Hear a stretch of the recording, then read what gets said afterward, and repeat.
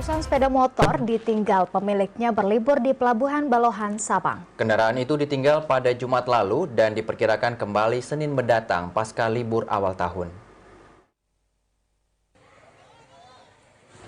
Sekitar 200-an kendaraan roda 2 atau sepeda motor menumpuk di salah satu gedung baru di kawasan Pelabuhan Balohan, Sabang.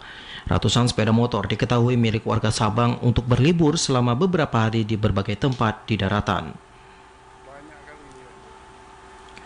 Salah seorang petugas pelabuhan MISA mengungkapkan rata-rata sepeda motor ini ditinggal pada Jumat lalu dan diperkirakan kembali saat Senin mendatang. Dikatakan penyimpanan kendaraan ini sama sekali tidak dipungut bayaran. Dirinya menambahkan penyimpanan kendaraan itu hanya sementara saja, menanti dibukanya gedung parkir kendaraan yang untuk sementara waktu dipergunakan untuk loket kapal motor cepat. Para pemilik sejauh ini katanya tidak khawatir karena keamanan kota Sabang masih terjaga.